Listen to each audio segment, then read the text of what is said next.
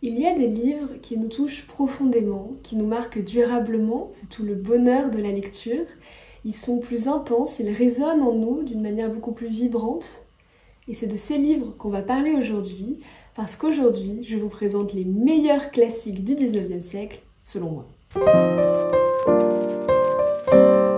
Vous l'avez vu, en ce moment, sur cette chaîne, on parle beaucoup de classiques, des classiques qu'on aime, des classiques qu'on n'a pas aimés, des classiques qu'on voudrait lire, des classiques qu'on ne voudra jamais lire.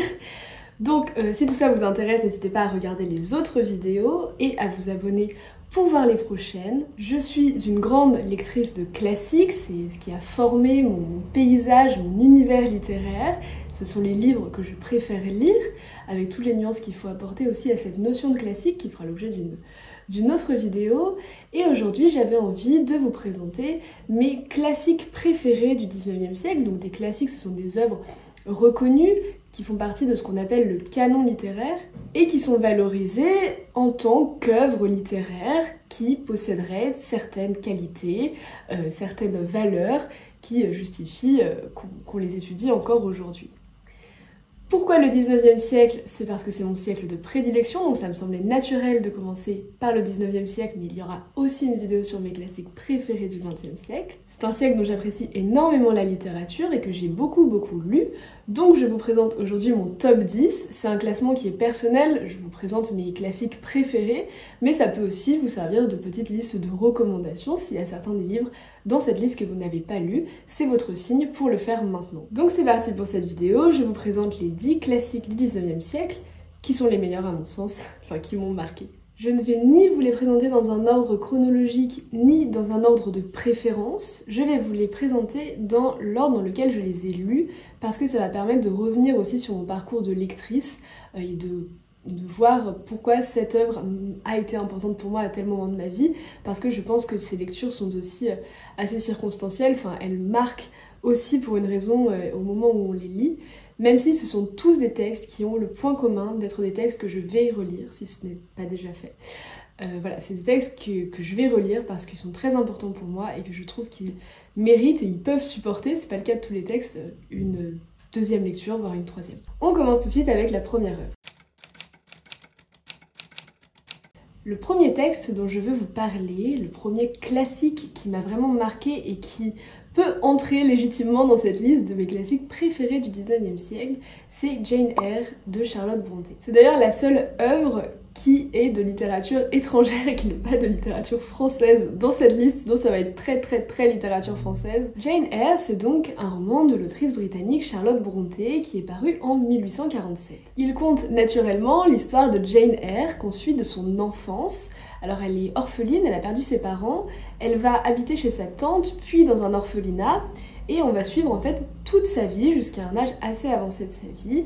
On va notamment la suivre quand elle devient préceptrice chez Monsieur Rochester, avec qui elle va nouer une histoire d'amour compliquée. Voilà pour un petit résumé, si vous n'avez jamais entendu parler de ce texte, que je vous recommande vivement. J'ai lu Jane Eyre quand j'étais très jeune, je l'ai lu quand j'étais au collège, au début du collège. Je sais toujours pas comment j'ai réussi à lire ce texte, qui est quand même un beau pavé si jeune. Et je l'ai relu en 2020 et j'ai adoré ma lecture. En fait, Jane Eyre, c'est une forme de séduction immédiate du lecteur, j'ai l'impression, ou de la lectrice. Moi, à titre personnel, ça m'a fait une très forte impression. C'est un texte, je saurais même pas dire vraiment pourquoi et ce qui m'avait marqué à l'époque, mais qui m'a tout de suite enveloppée dans son univers. On est séduit par ce personnage de Jane Eyre qui est une femme forte, indépendante, autonome, qui a du caractère, qui a des valeurs, qui se bat pour ses valeurs. On a cette jeune héroïne courageuse, indépendante, donc pour une petite fille c'est quand même assez agréable à lire, enfin il y a une forme d'admiration forcément qui se noue. Donc il y a un côté féministe dans ce roman, et cette jeune héroïne est attachante, donc on a envie de savoir ce qui va lui arriver, et on est tenu en haleine par le récit. L'atmosphère est aussi très agréable, et puis il y a une histoire d'amour, donc tout de suite c'est très séduisant. Il y a des péripéties, des retournements, enfin c'est un livre qui est pas du tout statique, enfin on se déplace beaucoup, on suit en fait Jane Eyre véritablement. C'est une très belle plume en plus que celle de Charlotte Brontë, donc voilà, ça fait indéniablement partie de mes classiques préférés. Je l'ai lu 2 fois et c'est sûr que je le lirai une 3e fois. Voilà, c'était mon premier classique et il restera toujours dans mon cœur à une place très particulière. Mon deuxième classique préféré, c'est Les Fleurs du Mal de Charles Baudelaire, qui est un recueil de poèmes qui est paru en 1857. Que j'ai lu pour la première fois quand j'étais en première, enfin j'ai découvert Baudelaire quand j'étais en première, et ça a été une claque, une révélation, je pense que j'en ai déjà parlé sur la chaîne. Ça a été très très particulier que cette lecture des Fleurs du Mal qui, je peux le dire, m'a fait aimer la littérature. Du moins a commencé à me la faire aimer, m'a montré ce que la littérature pouvait être, enfin un des possibles de la littérature, à quel point la littérature c'est riche, à quel point c'est un autre monde aussi qui s'ouvre à nous, comme ça peut être réconfortant. Enfin, il y a quelque chose avec ce texte, alors je sais qu'il fait pas du tout l'unanimité, enfin, comment dire ça, c'est un classique indéniable, c'est peut-être un des plus grands classiques de la littérature française, enfin là, je sais qu'on est sur du très très haut niveau, mais pour autant, quand j'en parle, même avec les gens autour de moi, même avec mes amis qui ont fait des études de lettres, c'est pas du tout un texte qui les a marqués, ou qui a une place pour eux, ou même qu'ils trouvent bon. Donc il y a énormément de personnes qui adorent ce recueil et c'est très basique pour moi de dire que c'est une des œuvres qui m'a marquée et un de mes classiques préférés, mais vraiment c'est le cas. Ce texte parle véritablement au fond de moi, à ce que je suis, et c'est très rare tout de même de se sentir aussi vu et écouté en lisant un texte qui a été écrit surtout 150 ans avant sa naissance. Le personnage de Baudelaire en lui-même, c'est plus une personne, ou un personnage que j'affectionne, ça a été le cas. Je vous l'ai dit, mon entrée dans la littérature, ça a été par les auteurs, et donc notamment j'ai eu beaucoup de peine en fait pour Baudelaire quand j'ai découvert sa vie, son œuvre, tout ça. Maintenant, bon, notamment par sa misogynie, par beaucoup de traits de son caractère que j'ai pu découvrir ensuite. C'est pas une personne c'est pas la question, on est bien d'accord, mais ça entre en jeu quand on a un rapport affectif à une œuvre et à son auteur, surtout quand on le découvre à l'adolescence, bon, ça entre en jeu. Je dis pas que c'est quelque chose qui doit entrer en jeu, mais le fait est que c'est le cas. Donc c'est pas quelqu'un maintenant que j'affectionne énormément. Il y a même des choses, du coup, dans ce recueil où je me reconnais moins, mais je n'ai jamais rien lu d'aussi fort et d'aussi beau et d'aussi purement littéraire et poétique que Les Fleurs du Mal, et je pense que jamais je ne lirai un recueil de poèmes qui a cette force pour moi. C'est à la fois ce qui est dit, c'est comment c'est dit, c'est la musicalité. En fait, la musicalité des poèmes de Baudelaire me touche énormément. Tout ce jeu de sonorités, qui est un peu le propre de la poésie tout de même, le jeu des sonorités, la construction des poèmes, ce qui est dit, tout pour moi est magnifique, tout est à tomber par terre en lisant ce recueil. Voilà, c'est... Ouais, bon. Il y a quelques auteurs comme ça où c'est un petit peu difficile pour moi d'en parler parce que c'est vraiment très émotif. Mais Les Fleurs du Mal, pour moi, indéniablement, un des meilleurs livres qui ait jamais été écrit sur Terre. Ne suis-je pas un faux accord dans la divine symphonie, grâce à la vorace ironie qui me secoue et qui me mord? Elle est dans ma voix la criarde, c'est tout mon sang ce poison noir. Je suis le sinistre miroir où la mégère se regarde. Je suis la plaie et le couteau, je suis le soufflet et la joue, je suis les membres et la roue, et la victime et le bourreau. Je suis dans mon cœur le vampire, un de ces grands abandonnés au rire éternel condamné, et qui ne peuvent plus sourire.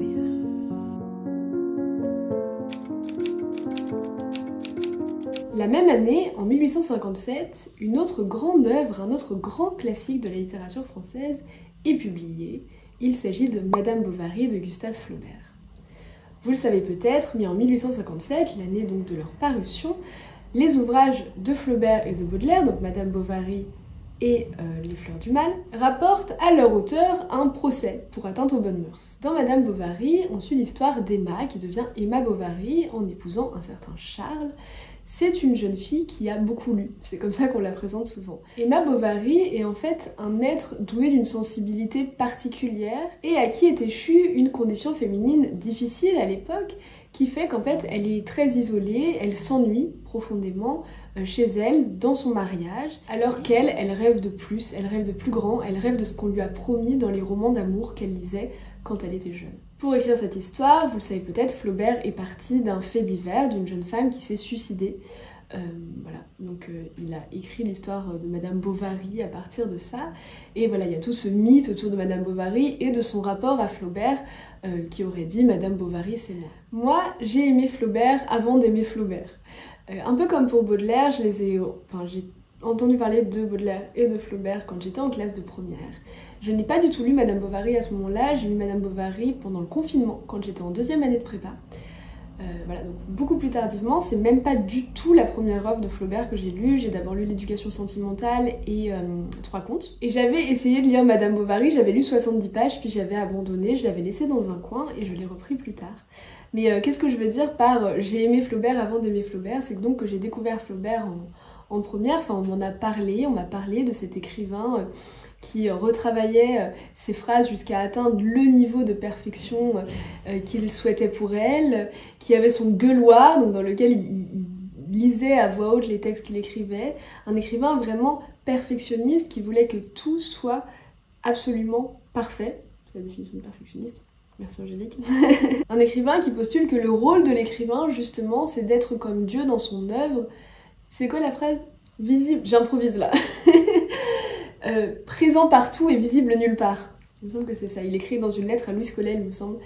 Voilà, c'est cette espèce de théorie de ce que doit être l'écrivain et ce que doit être l'écriture, ce que doit être le roman. Un écrivain qualifié de réaliste et qui a pourtant dit et écrit « On me dit épris du réel alors que je l'exècre ». Donc voilà, ce rejet du monde. Voilà, un écrivain qui a le mal de vivre et qui produit des œuvres sensationnelles. C'était ça Flaubert. J'ai eu tout de suite beaucoup, encore une fois, d'empathie pour Flaubert. Enfin, c'est peut-être un peu bizarre de dire ça comme ça, mais voilà, ça a été mon premier rapport à la littérature. Enfin, je veux dire, aux classiques et à ces textes-là que je vous présente et qui font partie des textes qui sont les plus importants pour moi dans ma vie. Et plus tard, donc, je me suis frottée à la plume de Flaubert, vraiment en lisant ses romans, tout ça, que j'avais très très peur de pas aimer. Et Madame Bovary, c'est merveilleux. Donc je vous le présente ici parce que c'est mon texte préféré de lui, hein, je l'ai préféré aux autres livres que j'ai lus, il me reste à lire Salammbô. Ce que j'aime dans Madame Bovary, c'est que c'est une histoire tragique et en même temps tout à fait banale. Le réalisme du cadre, n'en déplaise à Flaubert, hein, dans lequel on est transporté, et la psychologie des personnages, la psychologie, la manière dont il comprend ou ne comprend pas son personnage qui est Emma Bovary, mais surtout, ce que j'aime chez Flaubert et ce que je trouve est paroxystique dans Madame Bovary, c'est l'ironie. C'est l'ironie de Flaubert, enfin c'est juste magique, sans parler du style, hein, ne parlons même pas du style parce que c'est ce style, vous voyez, comme Maupassant, c'est faire comme s'il n'y avait pas, il y avait personne qui écrivait, comme si cette écriture-là était... ne pouvait être autrement, comme si c'était le degré zéro de l'écriture en fait. Alors que c'est un travail énorme et incommensurable, enfin, d'arriver à cette écriture-là qui est juste d'une pureté en fait, on pourrait dire ça, une pureté qui est incroyable. Donc, voilà. Mais donc l'ironie, l'humour de Flaubert, et franchement, Madame Bovary, mais j'ai l'impression d'être une prof de français de 50 ans quand je dis ça, et c'est un compliment. Quand je dis que je me tape des barres en lisant Madame Bovary, mais c'est vrai. C'est vraiment très très drôle, et notamment le personnage du pharmacien, si vous avez la ref, qui dit à un moment « je me la casse » pour dire « je pars ». Donc sachez qu'on disait déjà « je me casse » au 19e siècle pour dire « je pars ». Voilà, des petits détails comme ça qui sont en fait tellement savoureux et qui rendent la lecture tellement agréable. Et donc voilà, pour toutes ces raisons-là, Madame Bovary, ça fait partie de mes livres préférés. Et si vous ne l'avez pas encore lu, allez-y. Franchement, c'est pas si terrifiant que ça en a l'air. Après Flaubert, naturellement, Maupassant. Maupassant, bon, je crois qu'on a commencé à comprendre ici que c'est une obsession, que j'adore cet auteur, que c'est un de mes auteurs préférés de tous les temps, évidemment. Donc aussi, vous comprendrez en voyant ce classement de mes 10 livres préférés du 19e siècle, enfin de mes 10 classiques préférés du 19e siècle, que j'aime la littérature réaliste. J'aime beaucoup la littérature réaliste. Donc, Flaubert, Maupassant, et Maupassant, je ne vais pas vous présenter moins que 2 livres de lui, parce que c'est à ce point qu'on aime Maupassant. Et je vais commencer par vous parler de Une vie, qui est le premier roman de Maupassant, qui est paru en 1883. Et ensuite, Une vie, encore une fois, c'est aussi quelque chose qui revient dans les romans que je vous cite, Une vie de femme, encore une fois, la vie de Jeanne Le Pertuis des Vaux. On suit Jeanne de sa sortie du couvent à très tard dans sa vie. Encore une fois, c'est pas des histoires où on va jusqu'à la mort, enfin pas nécessairement, mais voilà, jusqu'à un certain point.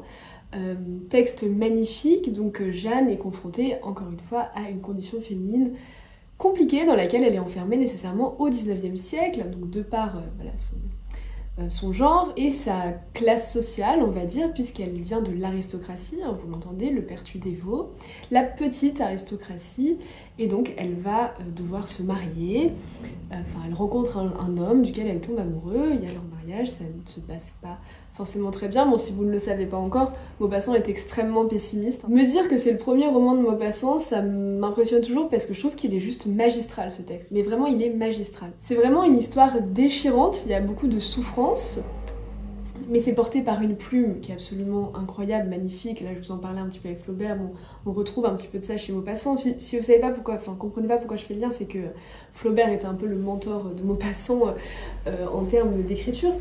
Donc voilà, on a cette écriture qui se veut blanche, mais qui est loin de l'être, qui est absolument sublime, encore une fois, une psychologie qui est très développée, qui est magnifique. C'est vraiment la perte progressive des illusions, c'est très dur. D'ailleurs, si vous voulez, je vous donne une petite citation. Maupassant écrit dans Une vie, on pleure parfois les illusions avec autant de tristesse que les morts. Donc ça vous donne un petit peu le ton du récit, qui est très très très très beau. Indéniablement un livre à relire que j'ai hâte de relire, comme tous les livres ici présents. Le deuxième roman de Maupassant dont je vous parle, ce n'est autre que Bel-Ami, évidemment, notre Bel-Ami national. Voilà, là franchement je peux le dire, un des meilleurs classiques du 19e siècle, toutes catégories confondues, allez-y, foncez si vous n'avez pas encore lu Bel-Ami. C'est le deuxième roman de Maupassant qui est paru 2 ans après Une vie, il est paru en 1885. Et là où dans Une vie on suivait une forme de descente aux enfers, dans Bel-Ami on suit une ascension sociale, l'ascension de Georges Duroy, qui va tout faire pour s'élever dans la société au mépris de toute éthique, par tous les moyens. Donc c'est un protagoniste qui est ambitieux, qui ne recule devant rien, qui est manipulateur. Voilà, on est sur un tout autre registre et c'est tout aussi délicieux à lire. Encore une fois, on retrouve quelque chose qui m'est cher, c'est-à-dire l'ironie. Là, on a carrément une satire du monde de la presse parisienne et du monde de la petite bourgeoisie, ou de la grande bourgeoisie plutôt, parisienne de l'époque. Donc voilà, c'est mordant. Maupassant n'épargne personne, et donc on est emporté dans cette folle ascension, dans les coulisses de la réalisation de cette ascension complètement dingue de Georges Duroy. Très très beau, voilà, un des meilleurs classiques du 19e siècle. Lorsqu'il parvint sur le seuil, il aperçut la foule amassée, une foule noire, bruissante, venue là pour lui, Georges Duroy. Le peuple de Paris le contemplait et l'enviait. Puis, relevant les yeux, il découvrit là-bas, derrière la place de la Concorde, la chambre des députés. Et il lui sembla qu'il allait faire un bond du portique de la Madeleine au portique du Palais Bourbon. Nous arrivons à mon roman préféré, sans doute de tous les temps. Mon roman français préféré de tous les temps. Pour mon roman préféré, on en parlera dans les classiques du XXe siècle. Je ne sais pas si j'en ai assez parlé pour que vous puissiez deviner quel est ce texte, mais sans plus tarder, je vous le dévoile. Mon roman préféré, et donc un des meilleurs classiques à mon sens du XIXe siècle, c'est Les Misérables de Victor Hugo, que je n'ai pas ici avec moi, qui est un texte publié en 1862. Et texte qui est clairement impossible à résumer, à mon sens en tout cas. Je trouve que c'est très compliqué de résumer Les Misérables, qui fait quand même à peu près 1200-1300 pages, donc vous comprenez. C'est une vaste fresque sociale qui se déroule sur de nombreuses années, si je ne dis pas de bêtises, entre 1815 et 1832. Et donc ça prend quelque chose de très large, et nous, dans cette vaste fresque, on suit notamment Jean Valjean, qui est un ancien bagnard, et on rencontre d'autres personnages tout aussi forts, brillants, attachants, comme Cosette, Gavroche, Fantine, voilà. Tout ce beau monde qu'il est très agréable de suivre. C'est vraiment un roman. C'est-à-dire qu'on pourrait se dire, bon voilà, on est dans quelque chose de très social, il y a vraiment une dénonciation de la part de Victor Hugo de la condition de vie d'un certain nombre de personnes, et de la maltraitance, notamment de la maltraitance envers les enfants, enfin voilà, il y a tout ça. Mais c'est vraiment un roman, enfin il n'y a pas plus roman que ça en fait pour moi, parce que c'est le romanesque pur, c'est de l'aventure. C'est vraiment, c'est juste une grande aventure. Alors oui, je sais, et bon voilà, il y a beaucoup de longueur de passages dans lesquels Victor Hugo va faire, voilà, au milieu de son livre, il met 100 pages sur Waterloo, 100 pages sur l'Argot, voilà. Il digresse beaucoup. Voilà, si vous sentez pas de lire tout ça, je peux comprendre, et il existe des versions abrégées où vous pouvez tout simplement sauter ces moments-là, parce que c'est vraiment par chapitre, donc c'est ça qui est pratique quand même. Mais à part ça, c'est vraiment un roman d'aventure, quoi, où on suit, on se demande ce qui va se passer. Il y a une course-poursuite entre Javert et Jean Valjean et Cosette. Javert qui veut arrêter Jean Valjean et Cosette qui doivent se cacher à droite à gauche. Enfin, voilà, qui se retrouvent dans un couvent, puis enfin, voilà, il y a les Thénardier. Voilà, c'est tout ça. Et sans parler des barricades avec Gavroche, enfin, c'est... Je suis très attachée à ce texte que j'ai lu en 2020, en sortant de prépa, qui est donc ce grand roman social et philosophique, mais qui est aussi un roman d'aventure. Et puis, ne parlons pas de la plume de Victor Hugo, vous voyez quand même que c'est quelque chose qui revient. Enfin, pour moi, le style est très important, mais de toute manière, dans les classiques, généralement, on parle beaucoup du style.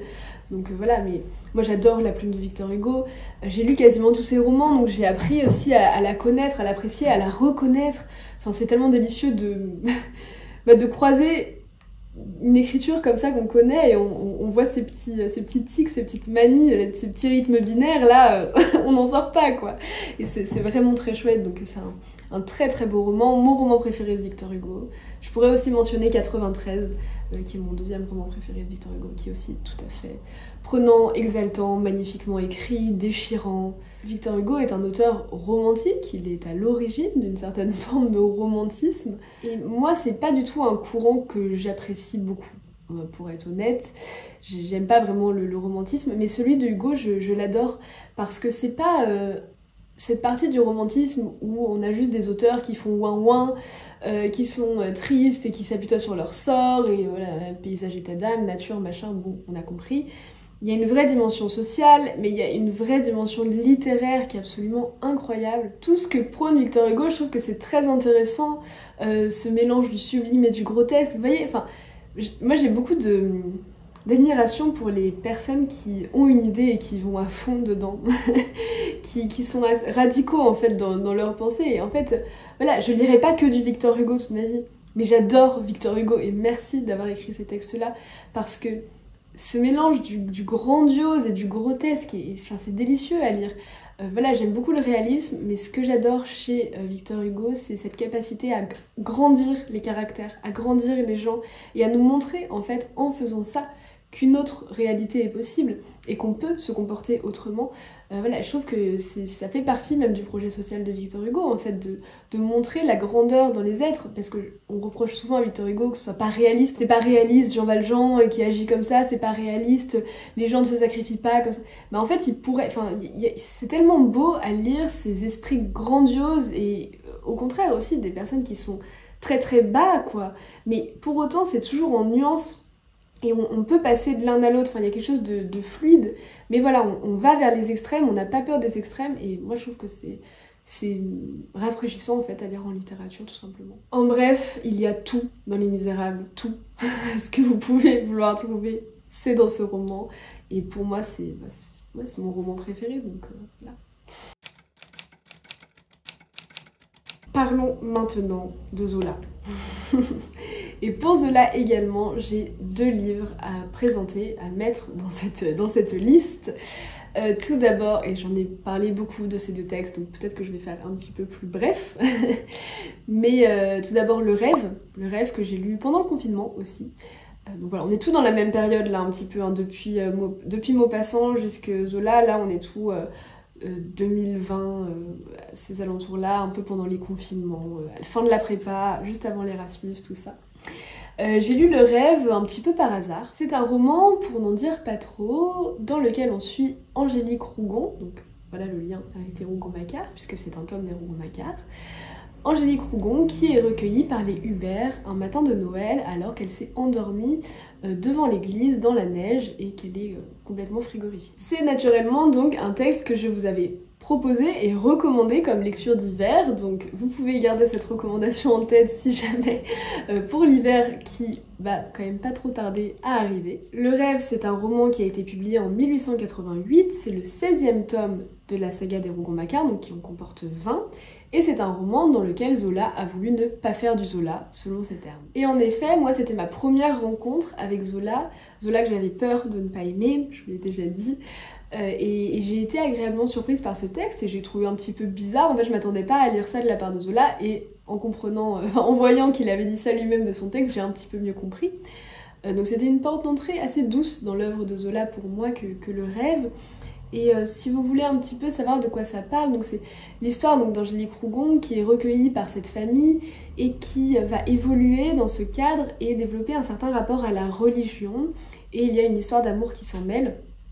Donc c'est un autre roman sur la religion, c'est pas la première fois dans les Rougon-Macquart que Zola abordait ce thème, enfin notamment qu'il a une forte charge anticléricale généralement dans ses autres romans, c'est pas du tout cet aspect-là qui est traité dans Le Rêve. Il y a vraiment une question du mysticisme, une forme de mystique avec la légende des saints, et un autre rapport aussi au clergé qui est assez intéressant. C'est aussi un grand roman d'amour, je trouve, un beau roman d'amour, un petit peu comme un conte de fées, mais un conte de fées écrit par Zola, donc nécessairement dramatique.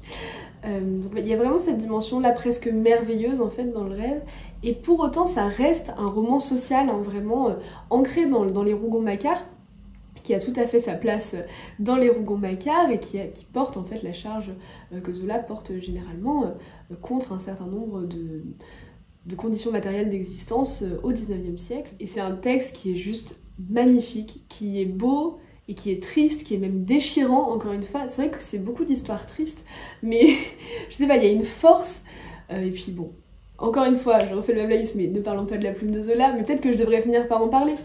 C'est vrai que j'avais peut-être l'idée de faire des vidéos sur le style des auteurs et des autrices. Dites-moi si c'est quelque chose qui peut vous intéresser, où on analyse un petit peu plus le style et qu'est-ce que c'est que le style de Zola, parce que là j'en parle, bon j'ai donné un petit peu plus d'indices quand même sur Maupassant et Flaubert, mais voilà, Zola, il y a quelque chose d'impressionniste en fait dans sa manière d'écrire à certains égards, et c'est encore plus prégnant dans le texte que je vais vous présenter juste après, mais donc voilà, qui est magnifique.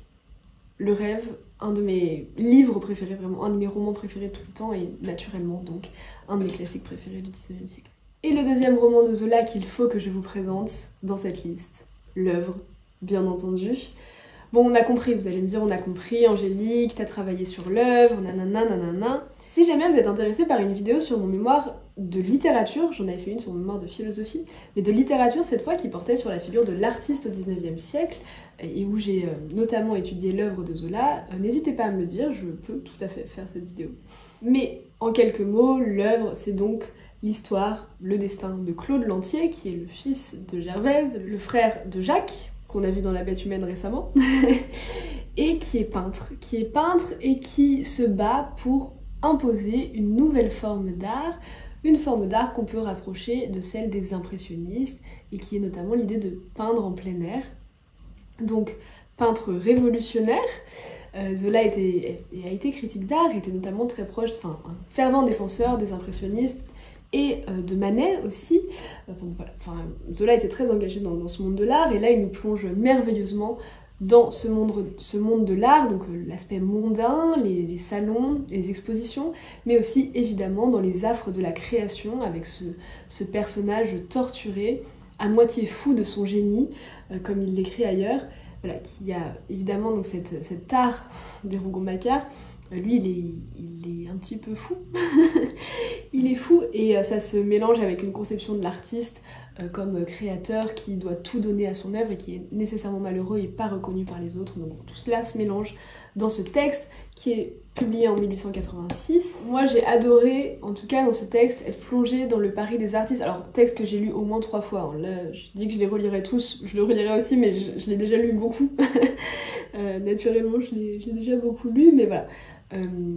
On est plongé dans ce Paris des artistes, moi j'ai adoré ça, et la manière dont Paris est décrit notamment est merveilleux, et vous voyez à quel point c'est différent de ce qu'on avait dans Le Rêve. Enfin voilà, Zola s'est intéressé à tellement de choses que on est plongé à chaque fois dans des univers différents et c'est vraiment génial. Et là, j'ai particulièrement aimé ce qu'il a proposé dans l'œuvre. Et j'ai adoré les réflexions, évidemment, sur l'art, la création, la figure de l'artiste et sur ce qu'on doit sacrifier à la création, ce qu'on peut exiger aussi de la vie, des autres.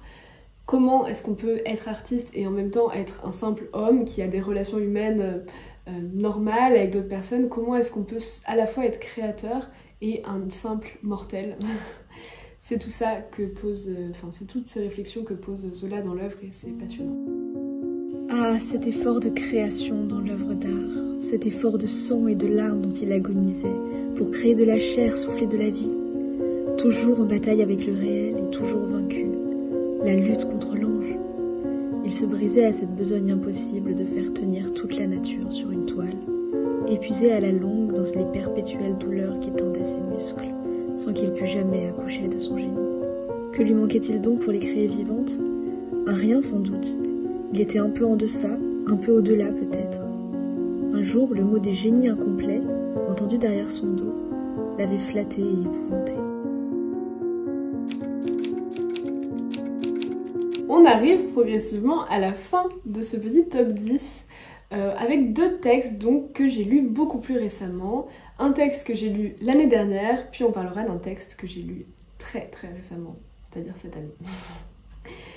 Commençons par une pièce de théâtre, car vous voyez que je fais l'effort dans cette vidéo, il n'y a pas que des romans, pour une fois, il y a surtout des romans, mais on a eu un recueil de poésie, et on a une pièce de théâtre, et cette pièce de théâtre, c'est Cyrano de Bergerac d'Edmond Rostand. Bon, j'ai peut-être pas besoin d'expliquer quelle est l'histoire de Cyrano de Bergerac, mais bon, si jamais, c'est l'histoire de Cyrano, un personnage haut en couleur qui manie le langage comme personne, et qui est amoureux de Roxane, mais il va aider un autre homme à faire la cour à Roxane, parce que celui-ci ne sait pas comment s'y prendre. Voilà l'histoire. Pas où commencer. Donc c'est déjà un texte qui a été publié, joué pour la première fois en 1897. Donc on est à la toute fin du 19e siècle. Et si vous voulez, moi j'ai toujours ce point de repère que je vous donne aussi parce que je le trouve assez intéressant. C'est qu'en 1896 ou 1897, donc quasiment la même année, est joué Ubu-Roi de Jarry. Donc si vous voyez ce que c'est Ubu-Roi, vous voyez la différence, si vous voyez ce que sont ces deux pièces, vous voyez la différence entre ces deux pièces. J'adore Ubu-Roi, c'est pas du tout pour critiquer l'une au profit de l'autre, et j'adore Ubu-Roi et j'adore Jarry, et voilà. Mais on est dans quelque chose de très moderne, et en fait, Cyrano, c'est quand même vieillot, en fait, à cette époque, d'écrire un texte pareil. C'est un texte en vers, en 5 actes, très classique, à la toute fin du 19e siècle, et du coup, je trouve ça un petit peu touchant. De toute manière, je sais pas comment l'expliquer, mais je trouve ça assez touchant, cette œuvre qui apparaît tardivement, et qui naît comme ça et qui est juste un coup d'éclat magnifique. Donc voilà, je dis pas ça pour hiérarchiser les deux œuvres, mais pour montrer qu'il y a des choses très différentes qui se font à ce moment-là. Et Cyrano, donc moi est-ce que je l'avais lu? J'avais lu des extraits, naturellement, j'avais commencé à essayer de le lire, je crois, avant l'année dernière, mais l'année dernière j'ai vu une super représentation de Cyrano et je me suis dit c'est bon, il faut le lire maintenant, parce que j'ai été tellement émue par cette pièce, et donc je l'ai lu et ça n'a pas manqué. Pourquoi j'aime Cyrano de Bergerac? C'est parce qu'il y a tout dans cette pièce, encore une fois. Vous voyez, je vous ai présenté beaucoup d'œuvres, et quasiment toutes, peut-être pas toutes, mais quasiment, elles ont des défauts. Je les aime, elles ont des défauts. Je veux dire, je peux pas dire qu'elles sont parfaites. Et voilà, il y a des petits trucs, peut-être j'aurais changé par-ci, par-là, je veux dire, je les accepte comme elles sont, elles me touchent par ça. Mais pour moi, Cyrano de Bergerac, c'est une pièce qui est parfaite. Il n'y a pas une chose qui aurait dû être faite différemment dans cette pièce. Il n'y a pas un mot qui aurait dû être changé. C'est 10 sur 10. Tous ces livres-là, pour moi, c'est 10 sur 10, mais pour des raisons différentes. Et vraiment, Cyrano, moi, c'est à quel point on a atteint la perfection de ce que l'auteur, le dramaturge voulait, à mon sens. Et donc voilà, je dis, il y a tout, c'est parfait. C'est une pièce qui nous fait rire, qui nous fait pleurer, qui nous déchire, qui nous broie, et en même temps qui nous fait sourire. Il y a un maniement du langage parce que c'est le propre même du personnage de Cyrano et que le langage est au cœur en fait de cette pièce. C'est comment est-ce qu'on manie le langage, comment est-ce que le langage peut séduire ou au contraire amener à nous faire détester de la personne qu'on aime. Roxane, elle veut entendre des beaux mots, elle veut entendre des belles choses. Cyrano, il prend un plaisir à écrire et à parler, donc C'est vraiment le propre de l'écriture et du théâtre, où déjà toute pièce de théâtre met au centre en fait le langage. Qui parle, à qui, comment, pourquoi, et là, enfin je veux dire, c'est juste du génie en fait d'avoir pensé à ça, tout simplement. Donc voilà, je dis pas que c'est le premier à y avoir pensé, mais la manière dont c'est fait, et la réalisation en fait est aussi bonne que l'idée. C'est magnifique, voilà. Moi je ris aux éclats et en même temps juste après je pleure, et pour moi ça c'est vraiment le signe d'une bonne œuvre littéraire. C'est pour ça que je lis aussi, c'est vraiment pour être bouleversée, et pour avoir des réflexions et que ça change en fait quelque chose. Et pour moi Cyrano de Bergerac, et je l'ai lu, vous voyez, il y a pas très longtemps, ça a changé quelque chose, et je peux dire aujourd'hui que ça fait partie des meilleurs classiques du 19e siècle, même si voilà, c'est pas une œuvre révolutionnaire, mais c'est, je pense aussi pour ça en fait qu'elle marche autant aujourd'hui. La leçon de Cyrano de Bergerac, c'est que toute œuvre d'art n'a pas besoin d'être expérimentale, et que ça marche et ça continue à nous toucher. Un baiser, mais à tout prendre qu'est-ce? Un serment fait d'un peu plus près, une promesse plus précise, un aveu qui veut se confirmer, un point rose qu'on met sur lit du verbe aimer. C'est un secret qui prend la bouche pour oreille, un instant d'infini qui fait un bruit d'abeille, une communion ayant un goût de fleur, une façon d'un peu se respirer le cœur, et d'un peu se goûter au bord des lèvres l'âme.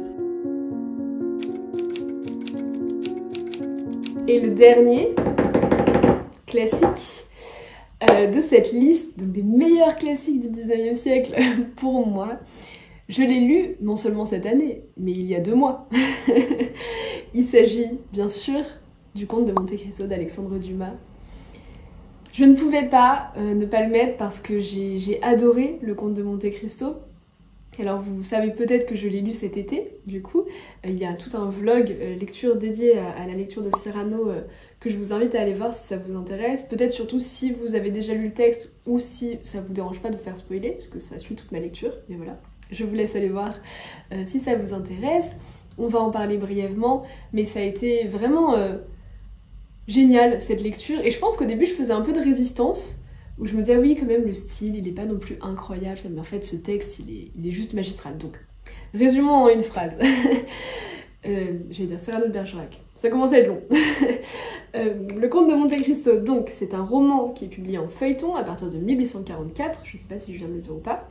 Et c'est l'histoire d'Edmond Dantès, qui est un jeune marin de 19 ans, au début du roman, qui se fait injustement emprisonner au château d'If, d'où il ne peut absolument pas sortir, parce que c'est une prison, un cachot dans une prison, dans un château, sur un rocher au milieu de la mer, en gros. Et donc, il se fait injustement emprisonner au château d'If, injustement parce qu'il est innocent, jusqu'à ce qu'il réussisse à s'en échapper et qu'il décide de se venger des personnes qui lui ont fait passer 14 ans, quand même, en prison. Bon bah voilà, je rejoins le club, c'est cool, c'est juste génial, ce livre c'est tellement haletant. Alors il fait presque 2000 pages, hein, c'est 2 gros tomes, moi je l'avais lu dans la collection Point, enfin les éditions Point, ils ont fait une très jolie nouvelle édition, donc 2 gros tomes quand même de 900 pages. Mais ça se dévore. C'est un roman d'aventure haletant, passionnant. On tourne les pages en fait. La structure narrative, parce que c'est tout à fait le fait de Dumas quoi. La structure narrative est admirablement pensée, c'est très bien écrit, les personnages sont très intéressants, la manière dont le Comte de Monte Cristo est présenté, très intéressante, j'en ai beaucoup parlé. Et puis on a toutes ces intrigues annexes, enfin tout finit par se rejoindre, enfin il y a un plaisir en fait à voir les choses se rejoindre. Il y a beaucoup d'intrigues, donc on n'est jamais, en fait on s'ennuie jamais tout simplement. Il y a des scènes très fortes, on est plongé dans différents pays et dans différents milieux, mais on est beaucoup à Paris à partir du tome 2 surtout, enfin à partir du tome 2 on est quasiment essentiellement à Paris. Dans une société aisée, donc on est vraiment dans le faste, le luxe, donc c'est assez intéressant de voir comment les personnages évoluent aussi dans cette époque et dans cette société. Il y a des scènes du coup très fortes, enfin voilà, c'est admirablement pensé, écrit, fait. J'ai bien aimé aussi, parce qu'on est donc dans la haute société, mais toutes les intrigues politiques qui se jouent, qui sont très intéressantes. Voilà, donc c'est pour ça aussi, je sais pas si c'est clair la manière dont pour laquelle je disais que c'était intéressant d'être plongée dans ce cadre-là. Mais voilà, pour toutes ces raisons, c'est juste génial. Ce que j'ai aussi beaucoup apprécié dans ce texte, que j'ai déjà hâte de relire, mais vraiment j'ai déjà hâte de le relire. Je l'ai fermé, je me dis il faut que je le relise, mais bon. Ce que j'ai beaucoup apprécié, c'est aussi toutes les réflexions sur l'amour, la haine, la vengeance. En fait, ces choses-là qui sont abordées, parce que c'est une histoire de vengeance qui est motivée par l'amour et la haine. Et bien tout ça c'est pensé, c'est théorisé, théorisé c'est un peu fort comme terme, mais on en parle beaucoup en fait, c'est pas du tout laissé au hasard, vous voyez. Dumas se contente pas de raconter une histoire de vengeance, il pense aussi ce qu'est la vengeance, ce qui fait que son personnage a beaucoup de substance, parce qu'il se pose des questions sur la légitimité de sa vengeance, tout ça, ça donne de la substance à son personnage, ça donne de la substance au récit, aux intrigues, et ça nourrit la réflexion, donc vraiment pour toutes ces raisons, j'ai rien à redire, littéralement rien à redire sur le Comte de Monte Cristo qui a intégré immédiatement, vous voyez, ce classement des meilleurs classiques du 19e siècle, de mes classiques en tout cas préférés du 19e siècle. Et comme je vous le disais, j'ai déjà hâte de le relire. Voilà, c'est déjà la fin de cette vidéo, je dis déjà parce que c'est passé finalement assez vite. Parler des textes qu'on aime, c'est toujours très enthousiasmant. Je suis un peu stressée de pas en avoir très bien parlé. J'avoue que je me mets la pression peut-être un petit peu avec cette vidéo parce que c'est tellement important pour moi en quelque sorte, ces livres-là, et de bien en parler. Donc j'espère vraiment que cette vidéo vous aura plu. N'hésitez pas à me le dire si c'est le cas, vraiment ça me ferait très plaisir d'avoir vos retours. Et bien sûr, j'attends dans les commentaires que vous me fassiez votre top 10 du 19e siècle. Vous n'êtes pas obligé d'aller jusqu'au top 10, mais vos livres, vos classiques, pardon, c'est le thème, vos classiques préférés du 19e siècle. Et évidemment, on n'est pas obligé de se limiter à la littérature française, ça c'est mon petit défaut, peut-être. Voilà. En plus, je serais ravie de découvrir peut-être des textes de littérature étrangère du 19e siècle. Après, c'est vrai que ce sont un petit peu moins... Vous voyez, il y a par exemple des textes de littérature tchèque que j'aime beaucoup, du 19e siècle, mais c'est pas des classiques pour nous, parce qu'on a un point de vue situé français où c'est beaucoup, voilà. Bon, toujours est-il que ça peut englober des classiques d'autres pays, c'est ce que je voulais dire.